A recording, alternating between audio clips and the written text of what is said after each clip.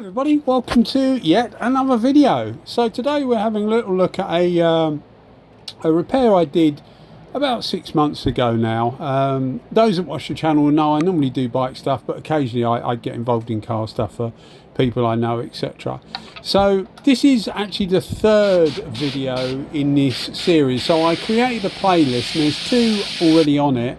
This will go on it as well, and it will give you literally from the start of doing this bumper to the finish. So the sanding process, repairing process, sanding process, the priming, the base coat, and now the last video is going to be the clear coat.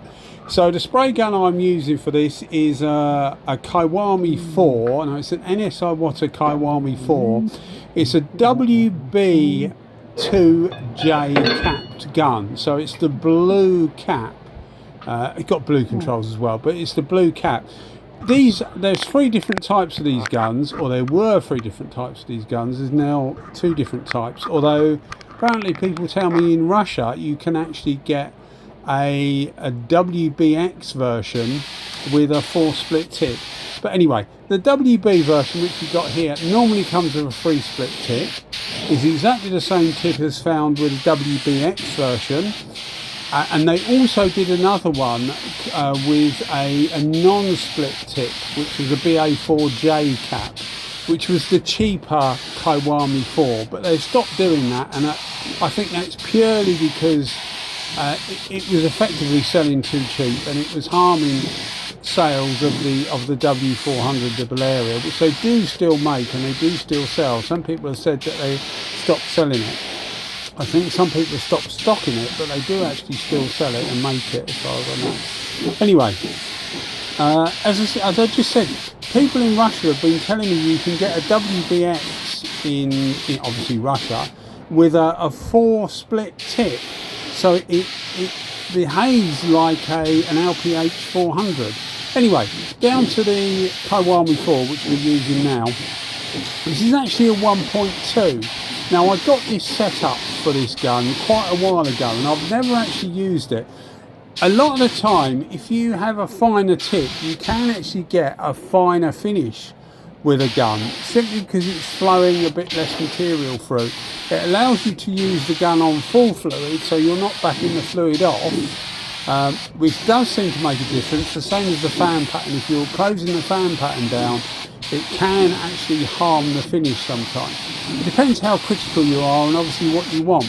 With this, I was trying to aim for this is a Honda, and Hondas actually have quite a fine, well, not always actually, but most of the time they have quite a fine peel, so it needs to be quite a good finish to blend in.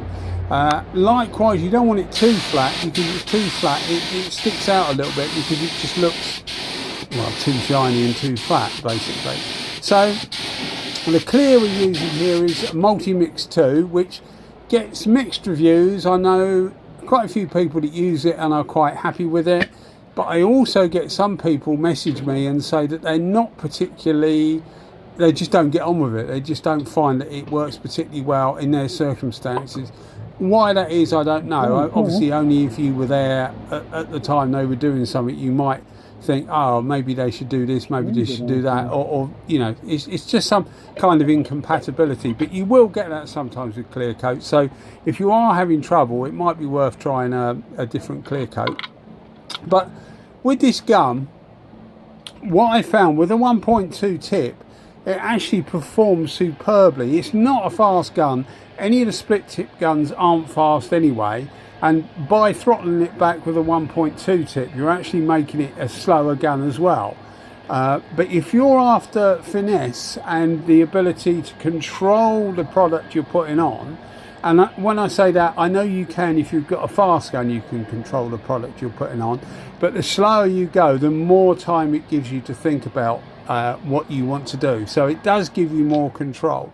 I personally like quite a fast gun, but I'm equally at home with slower guns, but I don't do anything to a time limit really. If somebody gives me something to do, I'll do it when I can.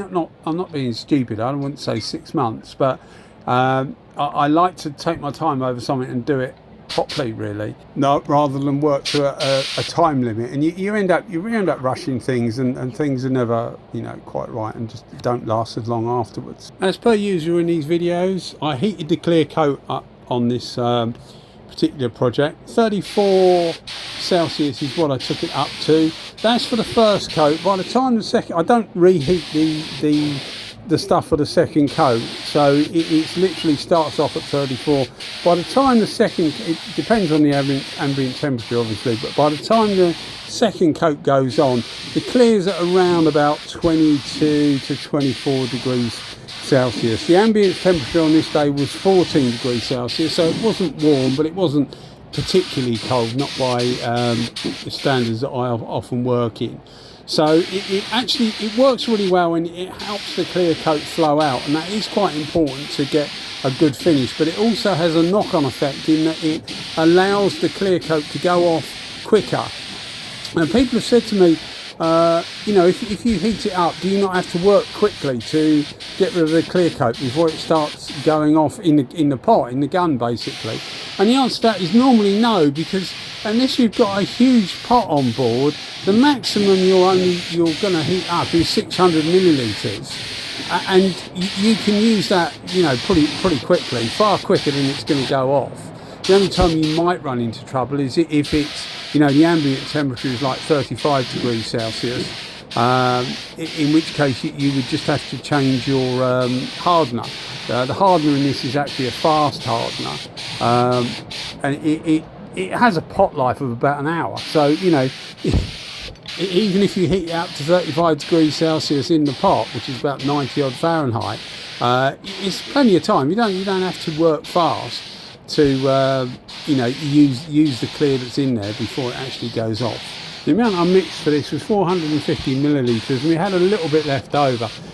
I always think it's best to have just a little bit left over. I suppose if you're really cutting it fine, the ideal thing is to literally run out as you finish, but I always think it's best to have a little bit left over, because if you do run out literally when you finish, you always think to yourself, what if I ever, you know, there was a slight dry spot you find and you wanted to go and do it. So I always try and mix up a little bit more than I need, and you will get used to it. If you're relatively new to painting, watching these videos, you do get used to looking at a surface area and thinking, right, I'm going to need around about this much. Some of the tanks you see me do, the bike tanks you see me do, normally, to give you an idea, normally take about 240 to 280 millilitres. So I normally will mix about 300 up, something like that.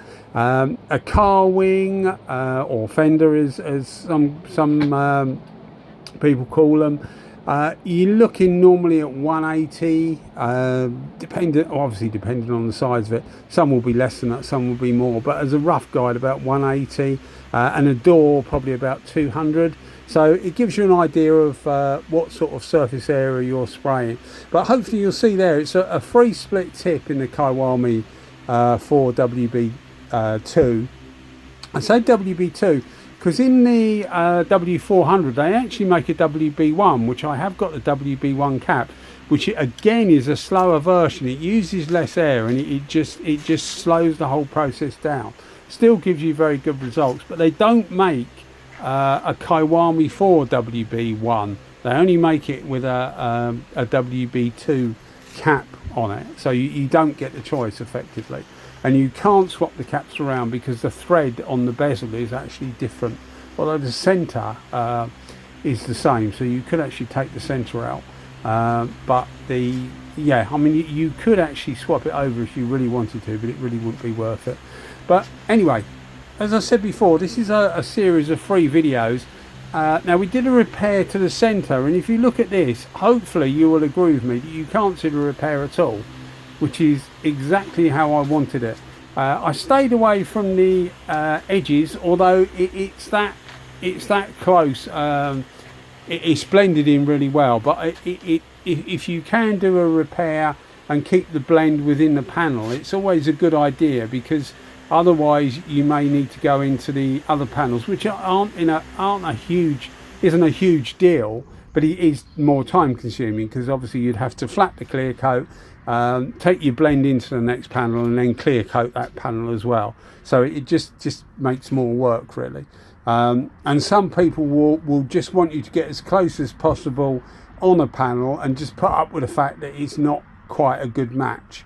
And some people won't, and then obviously you will want more money to do the next panel, or panels as well. But yeah, hopefully you'll agree that it came out really, really well. We will see it on the car. You often don't, things that I do, you often don't see on a bike or a car or anything like that, because they're not, people don't always want them, don't want them on display. So yeah, it's rare that it happens, but you will see it on this one. Overall, this gun is really impressive. It's a joy to actually work with. It's similar to, a bit faster, but similar to a WS or the WBX. Although the WB version, you'll get away with slightly less pressure. But all these Iwatas, or a lot of the split tip guns, actually work really well. I'm in the middle of testing some of the Avalon guns, the better quality Avalon guns, the A60, and again, you notice with them that you do get a finer atomization. It's not the be all and end all. It doesn't necessarily mean that you must have a split tip to get finer atomization. I've literally just got, which I'll try and get a video up within the next day or so, actually, like an unboxing video. I've got something called an Awards Davis. It's a V4000, so it's a split tipped version of the I was going to say N-Tools 4000. It's similar to the N-Tools 4000. It's not the same, but we'll do one of our normal videos and see what sort of pattern we get and show you the differences and that. So hopefully I'll get that up pretty soon. But yeah, hopefully the repairs in the centre, as I say, if you go to the playlist, I'll add this to the playlist, and you'll be able to see that from start to finish. I don't think, well, you can't see the repair. It's simple as that. So job well done, really. And as I said, not my usual thing, but at least it makes it makes something different for you guys to look at. Anyway, if you're enjoying the channel, maybe think about giving us a thumbs up, and maybe even think about giving us a subscription. Also, before I go, I will quickly mention Painting Tools Japan, where I get a lot of my guns from. I do buy them, I'm not giving them or anything like that. But this is a really good gun at a reasonable price. I think they're around about 280 GB pounds, something like that. So an absolute bargain. Anyway, guys, thanks for watching. Bye bye.